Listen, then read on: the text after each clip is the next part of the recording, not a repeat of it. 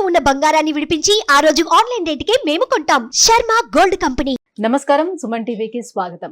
ఈ డిసెంబర్ మాసం ద్వాదశ రాశుల వారికి ఎలా ఉండబోతుంది, ఈ ద్వాదశ రాశుల్లో నవగ్రహాల సంచారం ఎలా ఉంది, ఎటువంటి ఫలితాలని ఈ రాశుల వారికి అందించబోతుంది, ఈ విషయాన్ని తెలియజేసేందుకు మనతో పాటు ఉన్నారు ప్రముఖ జ్యోతిష్య రత్న, జ్యోతిష్య చక్ర వైభవ నిపుణ డాక్టర్ రాళ్లపల్లి రవికుమార్ గారు.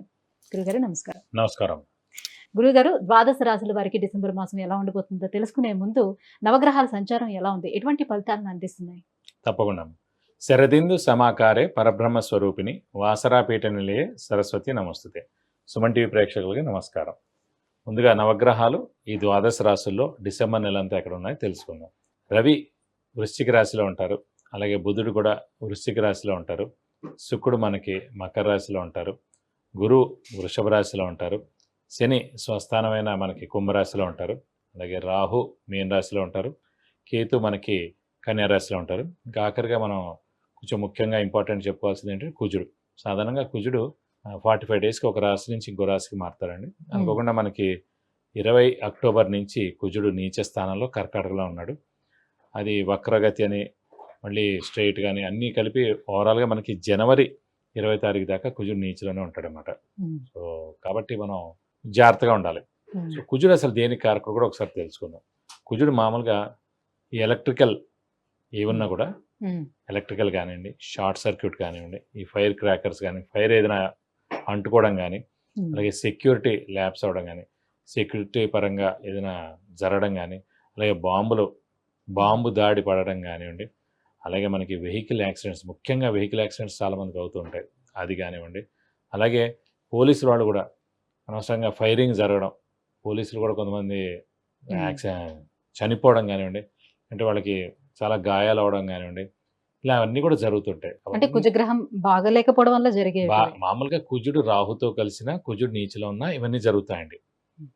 అలాంటి కుజుడే ప్రస్తుతం గోచారీత్యా మొత్తం ప్రపంచం అంతా కూడా కుజుడు మార్స్ అనేవాడు నీచ స్థానంలో ఉన్నాడు. మనకి జనవరి 2025 21వ తారీఖు దాకా నీచలో ఉంటాడు. కాబట్టి అప్పటిదాకా మనకి ఖచ్చితంగా ఇలా ఇవన్నీ ఈ ఫీల్డ్లో ఎవరైతే పనిచేస్తారో సెక్యూరిటీ రిలేటెడ్ కానివ్వండి, అలాగే ఇండస్ట్రీస్లో వర్కర్స్ కానివ్వండి, ఫ్యాక్టరీస్లో వర్కర్స్ కానివ్వండి, అంటే వర్కర్సే కదా ఈ ఇంజిన్స్తో వాటి దగ్గరగా ఉంటారు.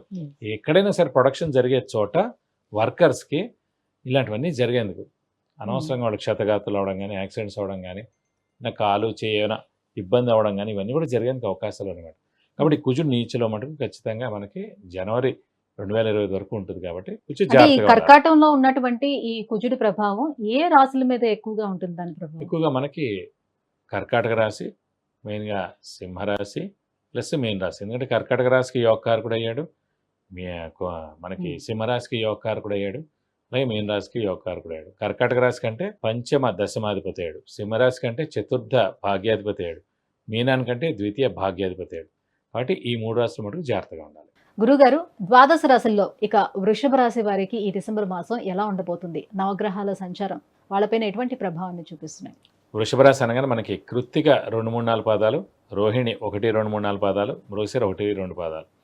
ఈ నక్షత్రాల సమూహం అంతా మనకి వృషభ రాశిలోకి వస్తుంది. వృషభ రాశి వారికి ప్రస్తుతం గురుబలం అనేది తక్కువగా ఉంది. ఎందుకంటే రాశిలోనే ఉన్నాడు కాబట్టి. సాధారణంగా గురుబలం అంటేనే దైవబలం, దైవానుగ్రహం ఏదని అనుకోండి. మామూలుగా జాతకరీత్యా గురువు అనేవాడు 6, 8, 12 స్థానాల్లో లేకుండా, నీచలో లేకుండా ఇంకెక్కడున్నా కూడా గురుబలం బాగానే ఉన్నట్టు. ప్రస్తుతం గోచారీత్యా ఈ వృషభ రాశికి లేకపోయినా కూడా అక్కడ జాతకంలో చాలా బాగుండి ఉండొచ్చు వాళ్ళకి. సో అందుగురించి ఇక మన వృషభ రాశి మీకు గురుబలం లేదు కదా, ఏం పనులు జరగవని మనం చెప్తున్నాం, కానీ వాళ్ళకి ఎలా జరుగుతున్నాయని అక్కడ ఆల్రెడీ వాళ్ళ జాతకంలో లగ్నం నుంచి 6, 8, 12 స్థానాల్లో కాకుండా, నీచ స్థానంలో కాకుండా ఉన్నందుకు ఆ గురువు వాళ్ళకి చాలా మంచి చేకూరుస్తున్నాడు. కాబట్టి ఇందులో రాశిలో ఉన్నా కూడా గురుబలం తక్కువగా ఉన్నా కూడా మేలే చేస్తాడు, కానీ అంత నష్టం ఏర్పరచడు. ఒకవేళ అక్కడ కూడా 6, 8, 12 స్థానాల్లో ఉన్న ఇలాంటి నీచ స్థానంలో ఉన్నాడు అనుకోండి. ప్రస్తుతం ఇక్కడ వృషభ రాశి వారికి గురువు సేమ్ అంటే స్వరాశిలో ఉన్నాడు కాబట్టి వృషభ రాశిలోనే వాడు మేలు చేయట్లేదు అంటే కూడా ఖచ్చితంగా మేలు చేయడు. ఎందుకంటే అక్కడ ఆల్రెడీ బలం లేదు, ఇక్కడ కూడా బలం లేదు. సో చాలా తక్కువ బలంతో గడపాలన్నమాట. ఆర్థికంగా ఇబ్బందులు, ఎక్కడికి వెళ్ళినా పనులు జరగకపోవడం, దేవుడి గుడికి వెళ్దాం అని చెప్పి 2, 3 నెలల నుంచి అనుకుంటూ ఉంటాడు, వెళ్ళలేకపోవడం, వెళ్ళంగానే ఆ తలుపులు మూసేయడం, అర్చన అనగానే టైం అయిపోవడం, సో అలా ఏవోటి ఇబ్బందులు వల్లనే ఆ దైవాన్ని కనీసం టచ్ కూడా చేయలేరు, ఆ గుడికి కూడా వెళ్ళలేరు, దర్శించుకోలేరు, ఏ పనులు జరగవు అనమాట సాధారణంగా. ఆ గురుబలం లేకపోతే. సో గురుబలం అనేది, ఆ దైవబలం అనేది చాలా ఇంపార్టెంట్ అన్నమాట. సో ప్రస్తుతం వృషభ రాశి వారికి కొంచెం తక్కువగా ఉంది కాబట్టి దైవబలం పెంచుకోవాలి, దైవనామస్మరణ చేయాలి, దైవబలం పెంచుకోవాలి. అలాగే తీర్థయాత్రలు వెళ్ళాలి, అలాగే మనం దైవ దర్శనం చేసుకుంటూ గురువుగారిని దర్శించాలి, వాళ్ళ యొక్క బ్లెస్సింగ్స్ తీసుకోవాలి. ఇలా ఇవన్నీ చేసుకుంటూ ఉండాలండి. ఎందుకంటే ప్రస్తుతం లేదు కాబట్టి దాన్ని మనం పెంపొందించుకోవడం. సో బ్లడ్ మనకి తక్కువ ఉందండి, హిమోగ్లోబిన్ కూడా, అవన్నీ తినాలి, ఆకుకూరలు తినాలి, లేకపోతే ఫ్రూట్స్ తినాలి, ఇంకేమైనా తినాలి. అది పెరిగేదాకా, లేదంటే వీక్నెస్, కళ్ళు తిరిగి పడిపోతారు. అలాగే ఈ దైవబలాన్ని పెంచుకోవాలి. మళ్ళీ నెక్స్ట్ ఏడాది అలా గురుబలం వస్తుంది. వాళ్ళ జాతకరీత్యా 2, 5 లేకపోతే 7, 11 ఈ స్థానాల్లో ఉండి ఇక్కడ గురుబలం ఇప్పుడు స్వరాశిలో ఉన్నప్పటికీ కూడా వాళ్ళకి బాగానే ఉంటుంది, పర్లేదు. 50%. 50% అక్కడ బాగాలేదు, 6, 8, 12లో ఉన్నాడు, నీచలో ఉన్నాడు. ఇక్కడ ప్రస్తుతం ఎలా ఉంది, 30% బాగుంటుంది. అర్థమైందండి. సో అలా అనమాట, అలా మ్యాచ్ చేయాలి దేనైనా సరే. కాబట్టి ప్రస్తుతం మటుకు గురుబలం తక్కువగా ఉండడం వల్ల దైవబలం పెంచుకోవాలి, బాగా కష్టపడాలి. ఏదైనా సరే కష్టపడితే కానీ పనులు జరగవు, అదొక మెయిన్ పాయింట్. ఇంకొకటి శని కూడా బాగున్నాడు. శని ఆరోగ్యకారకుడు, ఆయుష్కారకుడు. ప్రస్తుతం మనకి దశమ స్థానంలో చాలా బాగుంటుంది కాబట్టి ఆరోగ్యం, ఆయుష్ చాలా బాగుంటుంది. ఇంట్లో పెద్దవాళ్ళు, చిన్నపిల్లల ఆరోగ్యం కూడా చాలా బాగుంటుంది. గృహిణులకి మానసిక ఒత్తిడి తగ్గుతుంది. అలాగే ఇందాక మనం ఒక స్టోన్ గురించి చెప్పుకున్నట్టు ఇప్పుడు కెంపు గురించి చెప్పుకుంటున్నాం. కెంపు అంటే సూర్యుడి యొక్క మన స్టోన్ పెట్టుకునేది అనమాట.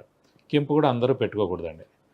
అది ఓన్లీ ఏంటంటే ఆరోగ్యం అస్సలు బాగాలేని వాళ్ళు, ఎందుకంటే ఆరోగ్య కారకుడు రవి అండి. సో ఆరోగ్యం అస్సలు బాగాలేని వాళ్ళు కెంపు పెట్టుకోవాలి. అలాగే రాజకీయాల్లోకి వెళ్ళేవాళ్ళు, రాజకీయాల్లో అప్స్ అండ్ డౌన్స్ ఉన్నవాళ్ళు పెట్టుకోవాలి, అందరూ పెట్టుకోకూడదు. ఫర్ ఎగ్జాంపుల్ ప్రెగ్నెంట్ ఉమెన్ కనుక కెంపు పెట్టుకుంటే వాళ్ళకి మిస్క్యారేజ్ అయ్యేందుకు అవకాశాలు ఎక్కువగా ఉన్నాయి. అలాగే పిల్లలు సంతానం గురించి అనుకుంటూ ఉంటారు, వాళ్ళు కూడా కెంపు పెట్టుకోకూడదు. దానివల్ల కూడా పిల్లలే పుట్టరు. కెంపు అంటే జాతకరీత్యా ఇప్పుడు కెంపు పెట్టుకోమన్నారని పెట్టుకుని అట్లానే వదిలేసి ఇప్పుడు మళ్ళీ ప్రెగ్నెన్సీ ప్లాన్ చేసుకోవడం అందుకని అది కష్టం అన్న. అంటే ఆ టైంలో తీసేయాలి. అసలు కెంపు అవసరం లేదు, 99% అవసరం ఉండదండి. ఎందుకే చెప్పాను, రాజకీయ నాయకులకి, బాగా అనారోగ్యం చేసిన వాళ్ళకి వీళ్ళిద్దరే పెట్టుకోవాలి, ఇంకెవరు పెట్టుకోక్కర్లేదు. ఇంకెవరికి అంత అవసరం లేదు, ఇంకెవరు అవసరం లేదు, అందరూ పెట్టుకోక్కర్లేదు. ఈ రెండు కావాలన్న వాళ్ళు పెట్టుకోవాలి. సో కాబట్టి ముఖ్యంగా గర్భిణీ స్త్రీలు ఎవరైనా ఉన్నా, అయితే వాళ్ళైనా ప్రెగ్నెన్సీ గురించి ప్లాన్ చేస్తున్నా, వాళ్ళ మటుకు అస్సలు కెంపు పెట్టుకోకూడదండి. గురుగారు, మరి ఉద్యోగస్తులకు ఎలా ఉంటుంది? వాళ్ళకి ఈసారి ప్రమోషన్స్ ఏమైనా ఆగిపోయి ఉంటాయి, వచ్చే అవకాశం ఎంతవరకు ఉంటాయి? ఉద్యోగస్తులు చాలా బాగుంటుంది. ఎందుకంటే మనకి దశమాధిపతి, దశమ స్థానం అంటేనే ఉద్యోగ స్థానం, ప్రొఫెషన్ స్థానం. అలాంటి దశమ స్థానంలోనే మనకి శని స్వస్థానంలో ఉన్నాడు. శని మామూలుగా ప్రొఫెషన్ కారకుడు, ఉద్యోగ కారకుడు.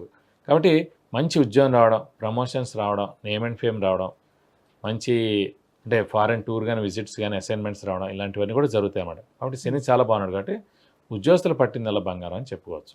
అయితే టోటల్గా అదృష్టం వైజ్గా మనం చూసుకున్నట్లయితే ఈ డిసెంబర్ మాసం ఎట్లా ఉంటుంది వీళ్ళకి? అనుకూలంగా అదృష్టం కూడా చాలా బాగుందండి. గురుబలం తక్కువగా ఉన్నా, అందుకే నేను ఫస్ట్ హార్డ్ వర్క్, సెకండ్ అదృష్టం, థర్డ్ దైవబలం. హార్డ్ వర్క్ అనేది బాగుంది, ఎందుకంటే రాశ్యాధిపతి అయిన శుక్రుడు భాగ్యస్థానంలో చాలా బాగున్నాడు, మిత్రక్షేత్రమైన మకరంలో, శని క్షేత్రంలో చాలా బాగున్నాడు. అలాగే గురువు వృషభ రాశిలో ఉన్నాడు, అంటే స్వరాశిలో ఉన్నాడు, అంటే స్వరాశి ఇన్ ద సెన్స్ సేమ్ రాశిలో ఉన్నాడు, వృషభ రాశిలో ఉన్నాడు. కాబట్టి ఒక 30 to 40% గురుబలం ఉంది. కానీ అదృష్టకారకుడు వృషభ రాశికి భాగ్య దశమాధిపతి అయిన శని దశమ స్థానంలో స్వస్థానం ఉన్నందుకు అదృష్టం 100కు 100 ఉంది. కాబట్టి అదృష్టం ప్రభావం వీళ్ళకి ఏమీ లేదండి. ఎందుకంటే వీళ్ళకి వ్యయాధిపతి అయ్యాడు, సప్తమాధిపతి అయ్యాడు, అంత ప్రాబ్లం ఉండదు వీళ్ళకి, అంత ఇది లేదు. కాబట్టి వీళ్ళకి మటుకు మెయిన్గా అదృష్టం బాగుంది కాబట్టి దయబలం తక్కువ ఉన్న అన్ని పనులు జరుగుతాయి.